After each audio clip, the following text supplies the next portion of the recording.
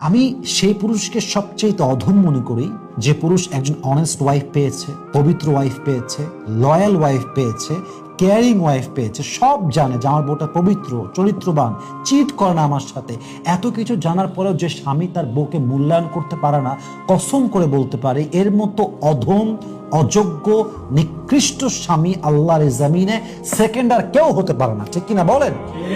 মাথায় রাখ।